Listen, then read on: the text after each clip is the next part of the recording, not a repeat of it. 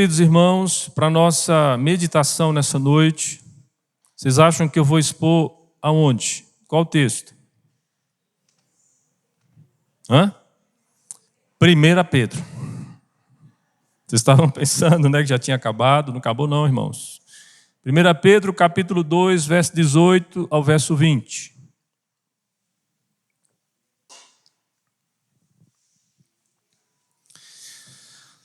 Nós vamos falar nessa noite com a assistência do Simon Kistemaker no tema comportamento exemplar. A primeira epístola de Pedro,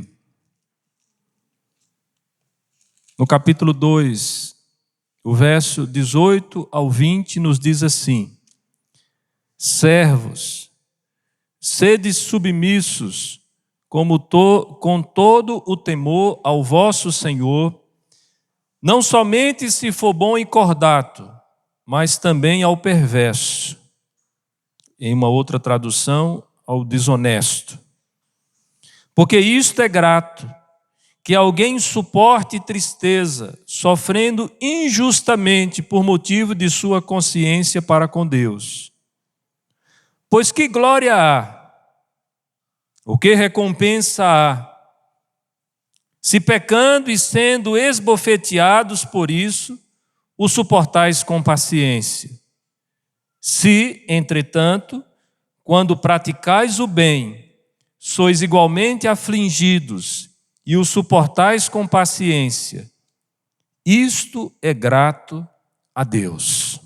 Que Deus assim, meus amados, nos ajude e nos direcione durante toda a exposição da palavra nessa noite.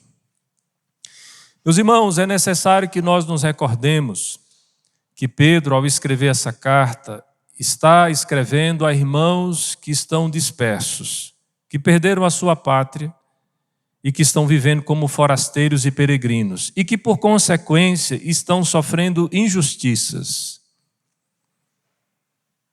Eles estão vivendo momentos de maior ou menor tensão de perseguição religiosa.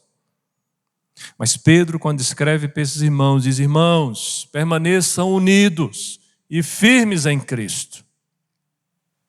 E agora que Pedro acabou de falar a esses irmãos do verso 13 até o verso 17, sobre a necessidade desses irmãos permanecerem submissos ou obedientes às autoridades instituídas, porque essas autoridades foram instituídas pelo próprio Deus, alinhando assim o argumento de Pedro com Paulo, lá em Romanos capítulo 13. Agora Pedro vai falar sobre a necessidade dos servos serem submissos aos seus senhores. E aqui nós já começamos com a primeira dificuldade exegética desse texto, que é a primeira palavra do versículo. Escravos, submetam-se aos seus senhores com todo respeito, não apenas aqueles que são bons e atenciosos, mas também aqueles que são severos. E o que é que necessariamente esses escravos aqui significam? Entenda, meus irmãos, nós temos um distanciamento colossal para compreender esta palavra. Na sociedade dos dias de hoje, não estamos acostumados com a escravidão. Mas quando abrimos as Escrituras e lemos sobre os escravos e escravas, nós temos a impressão de que se confunde com uma realidade próxima daquilo que nós vivemos em nosso país, quando nós aqui tivemos a abolição da escravatura. Mas não é bem assim. Por não estarmos a par do assunto, muitas vezes formamos uma ideia incompleta das condições de vida dos escravos, especialmente aqueles aos quais Pedro está se dirigindo. A palavra no grego, servo, no texto, na verdade, refere-se ao escravo da casa. E o que necessariamente isso significa? A casa grande? A senzala e a casa grande? Não, irmãos, esqueçam essa ideia. Tirem essa ideia da sua mente, senão você não vai compreender o que Pedro está dizendo no texto. Arthur Hipcher, apresenta uma descrição clara, de acordo com Kistemaker, da vida e da situação do escravo no Império Romano. Veja só o que ele diz para nós. As condições de vida de muitos escravos eram melhor que aquelas de homens livres que dormiam nas ruas das cidades ou moravam em quartos baratos.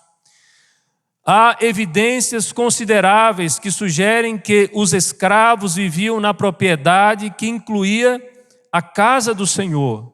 Eles normalmente moravam no andar superior da casa do seu senhor na cidade e no campo.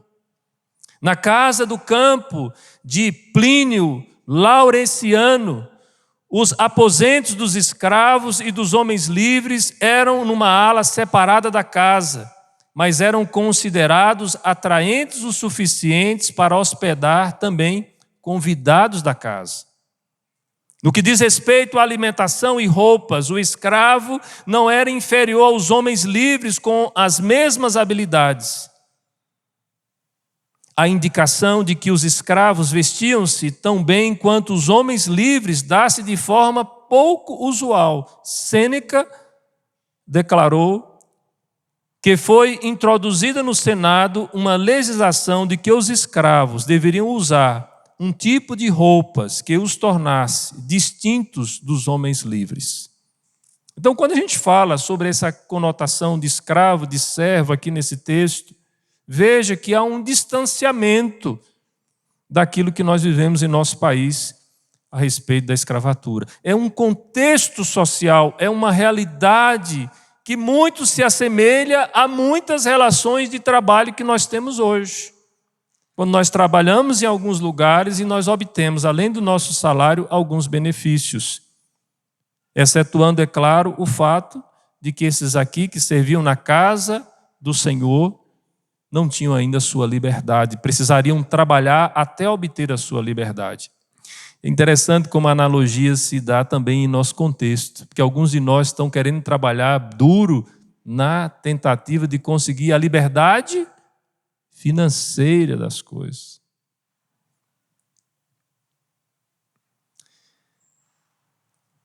Feito isto, esse esclarecimento, é onde nós vamos colocar que o que Pedro está exortando os irmãos é que se submetam aos seus senhores com todo o temor. Isso mesmo. Ele vai repetir as palavras de Paulo em suas cartas, que aconselha repetidamente que os escravos obedeçam respeitosamente os seus senhores. Veja lá, Efésios capítulo 6, versículo 5.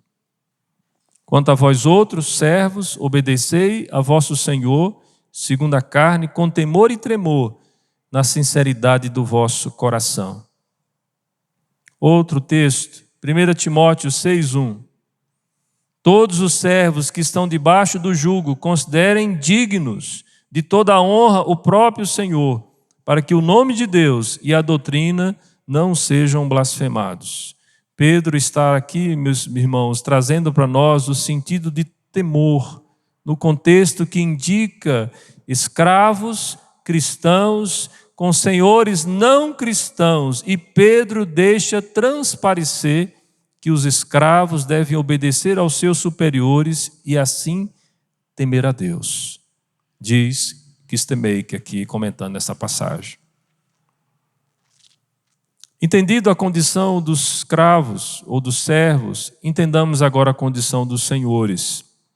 A palavra senhor no grego, de onde foi tirada a palavra déspota, o termo deixa implícito o poder e a autoridade ilimitada do Senhor. Denota o Senhor como proprietário e dirigente no âmbito familiar e na vida pública, onde por vezes o senhorio trazia consigo a dureza e a excentricidade.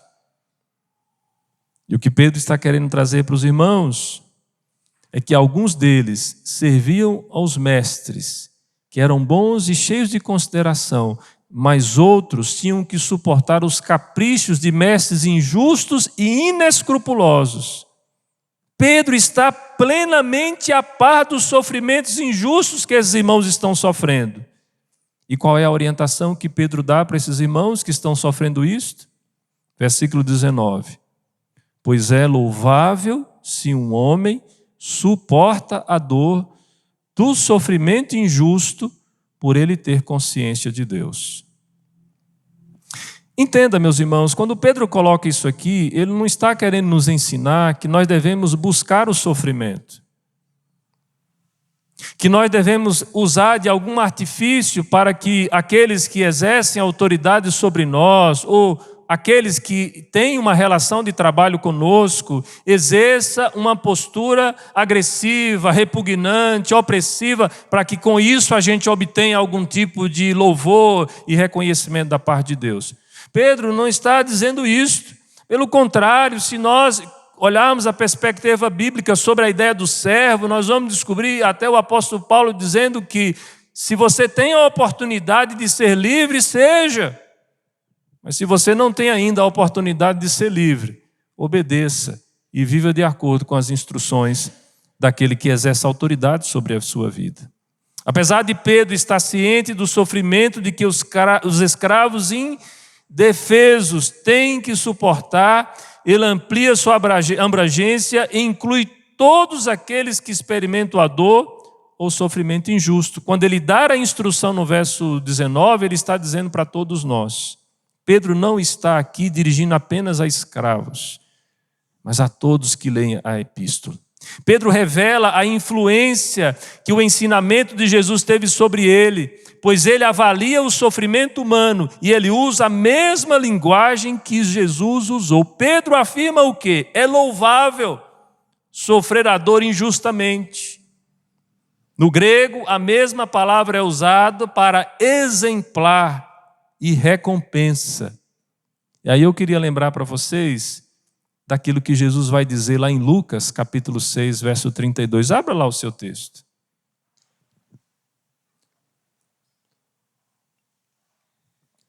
O que é que Jesus está ensinando aos seus discípulos? Se amais o que vos amam, qual é a vossa recompensa? Lucas 6, 32. Porque até os pecadores amam aos que os amam. Por 3 vezes Jesus pergunta, qual é a vossa recompensa? Referindo-se a fazer algo para os outros que são capazes de retribuir à altura. Mas ele defende que se faça tais coisas para aqueles que não podem retribuir. Agora outro texto, Lucas 6,35. Amai, porém, os vossos inimigos, fazei o bem e emprestai, sem esperar nenhuma paga. Será grande o vosso galardão e sereis filhos do Altíssimo, pois ele é benigno, até para com os ingratos e maus. O que é que Pedro está replicando na vida desses irmãos? Olha, meus queridos irmãos, o ensinamento de Jesus é o mesmo.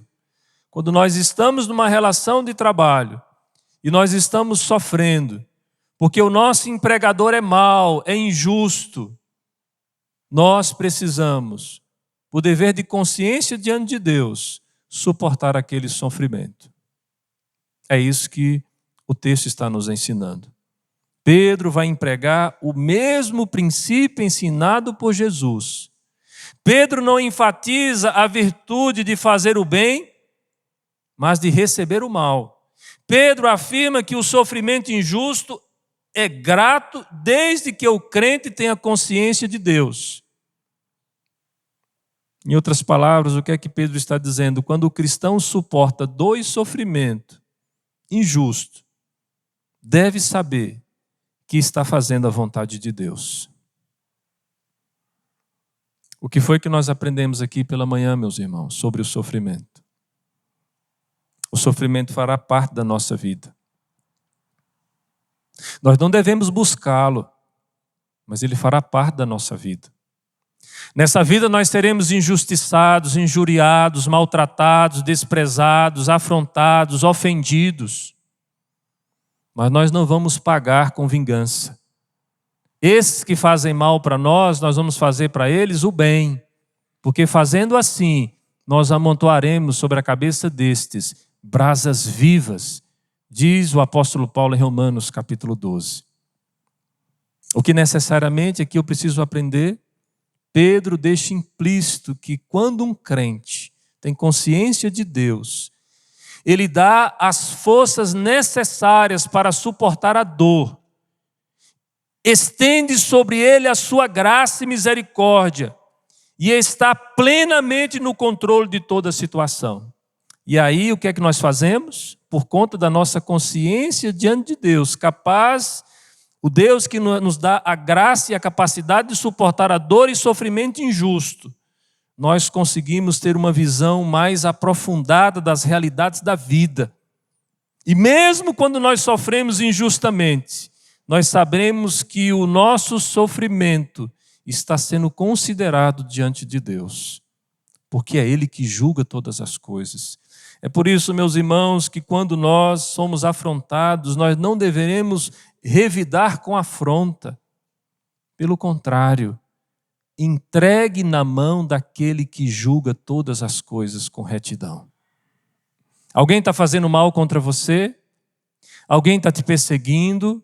Alguém está produzindo algo que tem gerado um mal-estar na sua vida? Alguém tem te ofendido, tem desrespeitado você? Alguém tem te agredido verbalmente, ou nas relações de trabalho você tem se sentido perseguido, afligido, porque você não é alguém que se dobra à filosofia da empresa, ou à postura de algum empregador que tem ali, que quer que você se comporte de determinada forma.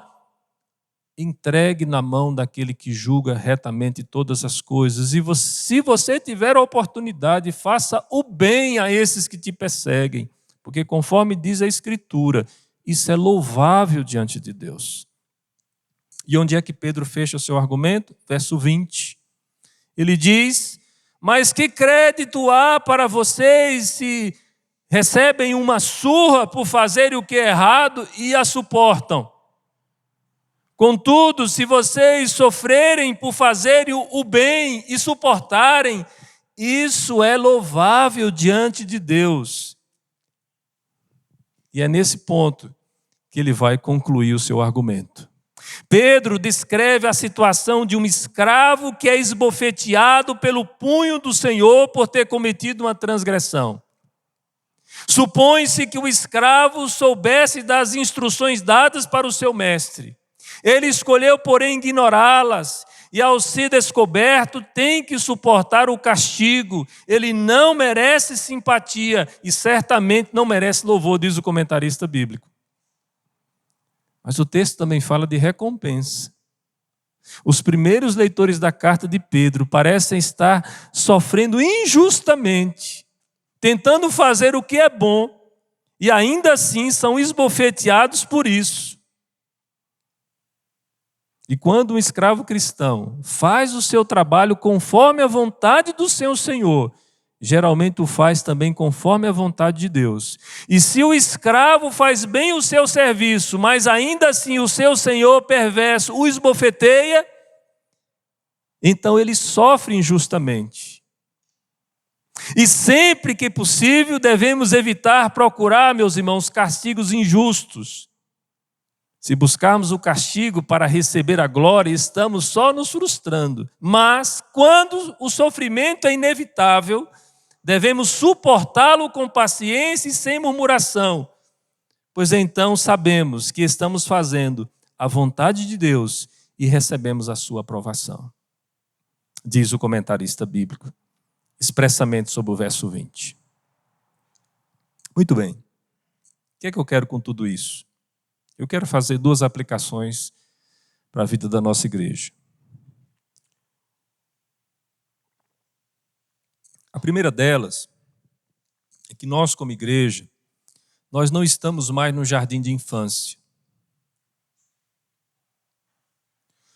onde quando um garoto ou uma garota nos trata com rispidez, nós, para poder garantir o nosso bem-estar e fugir do bullying, nós vamos lá e resolvemos a nossa questão no meio do campo de futebol ou nos corredores da escola.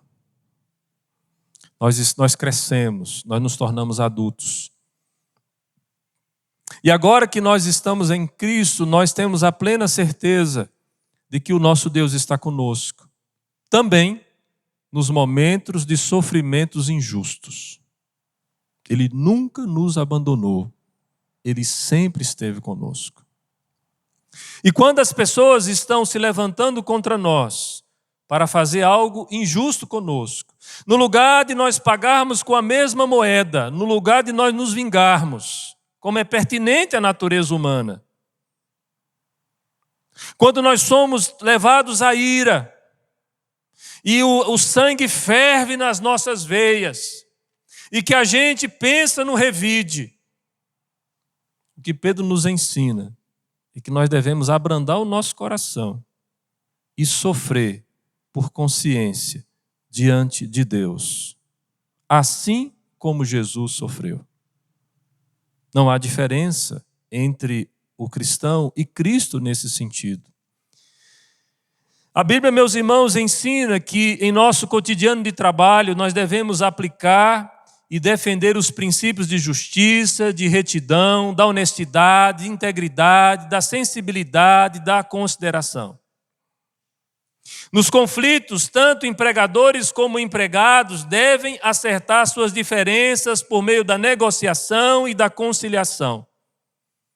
Os empregadores têm direito a uma jornada completa de trabalho dos seus funcionários. E os trabalhadores têm direito ao devido pagamento por prestar serviço diligente e competente. Essa deve ser a medida que nós, como cristãos, devemos aplicar, seja para aqueles que estão debaixo do nosso serviço, ou seja, nós que exercemos o serviço em troca do nosso salário. Vivemos em um país onde as pessoas pensam que levar vantagem sobre um empregador mau é algo aceitável diante de Deus, e não é. Se alguém não está tratando você com a medida de justiça, mantenha o seu testemunho por amor a Cristo.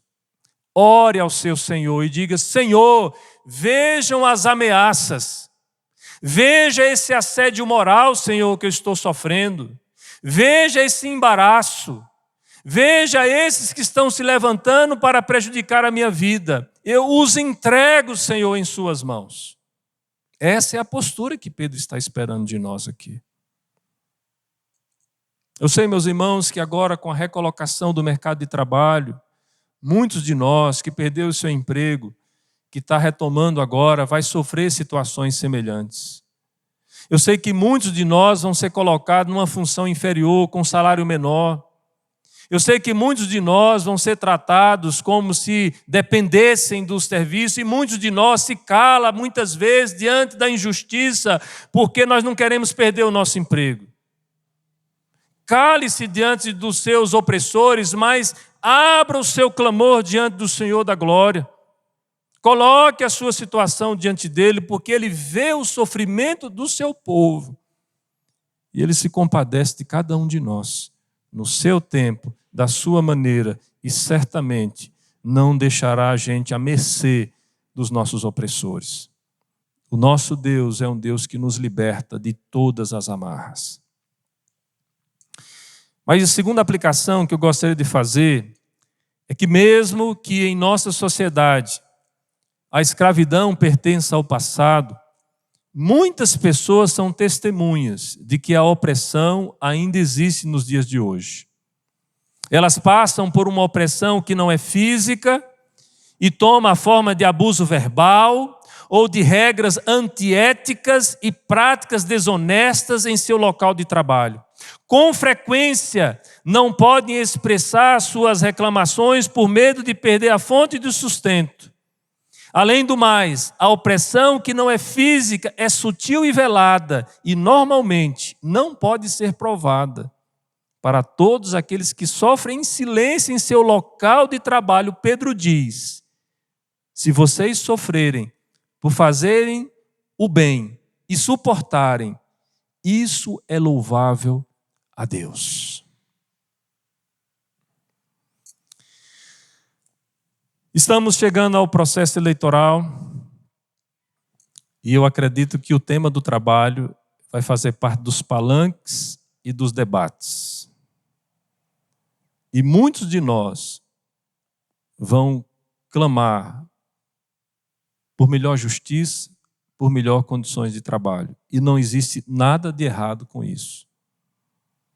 No entanto, nos lembremos que uma nação só é transformada por homens tementes a Deus, que amam a Cristo, e que mesmo quando não são valorizados ou reconhecidos, por amor a Deus e por consciência diante dele, continuam fazendo o bem. Você já tentou o viés da vingança, de retribuir o mal com o mal? Que tal mudar a postura e retribuir agora o mal com o bem, até Cristo voltar, para o louvor da glória de Deus, para que isto seja reconhecido e louvável diante do nosso Senhor. E se Ele quiser, Ele nos libertará da opressão e daqueles que nos oprimem. Que Deus assim nos abençoe, meus irmãos. Oremos mais uma vez. Feche os seus olhos.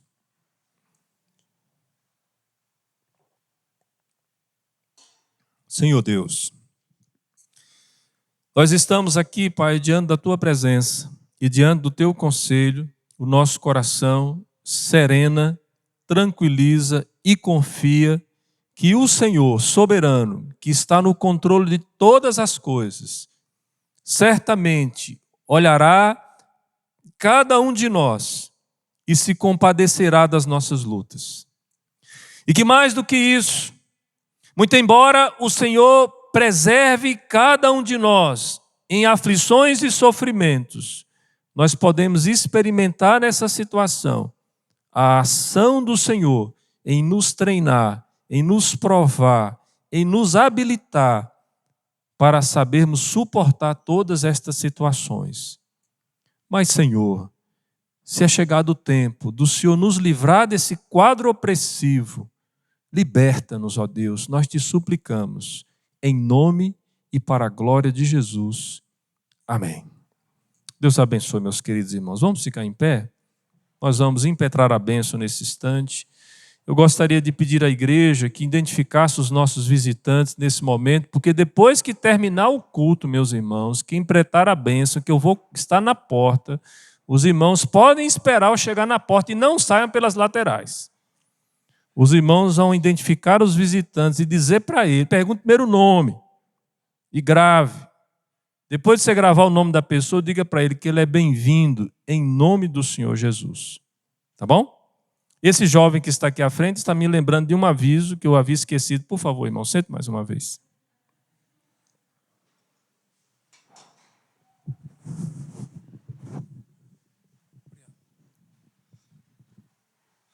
Boa noite, igreja. Então, nós temos 2 avisos, os jovens, né? Esse primeiro foi um convite que nós tivemos da Igreja Presbiteriana do Fátima, no dia 26, está ali a data, né? Isso, 26, a sexta-feira, 8 horas da noite, vai ter um culto de missões, né? Lá no Jardim Fátima. Eles fizeram o convite, nós temos já trabalhado aos sábados em conjunto, fazendo os nossos encontros. Então, esse chegou o convite para a gente estar lá no sábado. Sexta. O sábado é o outro agora. Sexta-feira. Então, você que não vai ter nenhuma programação na sexta-feira, os jovens daqui, né, nós que não vamos ter nada na sexta, nós podemos ir lá e participar. Né? Quem veio no culto do Dia das Mães percebeu que foi muito bom. Nós convidamos e eles estiveram presentes. Né? Então, agora é uma oportunidade da gente retribuir essa visita. E aí eu pedi para o João passar o outro aviso. Esse sim é no sábado. E aqui na nossa igreja. Então, esse culto será aqui ao sábado que vem, às 7h30. Então, venha, traga um visitante. Né? Se você ainda não fez nenhuma missão esse ano, está aí uma oportunidade. Traga um visitante, que vai ser um tempo agradável. Nós vamos falar sobre 2 regiões, Amazonas e Minas. E lá no Fátima vão ser 2 países. Então, venha, que vai ser Moçambique e Índia. Isso. Então venha que vai ser um tempo muito agradável e com certeza teremos aí um lanchinho aí. Mas o lanchinho não vou divulgar não, né? Deixar para vocês verem. E os irmãos que têm compromisso nessas datas, desmarque e venha. É simples assim. Tá certo? Vamos ficar em pé agora? Agora sim. Vamos impetrar a bênção. Receber a bênção, meus irmãos, que a graça do nosso Senhor e Salvador Jesus Cristo, que o amor do Deus Pai Todo-Poderoso, Criador e Sustentador de todas as coisas, que a ação consoladora, confortadora do Espírito Santo esteja sobre nós, bem como sobre toda a igreja do Senhor Jesus sobre a face da terra. Amém.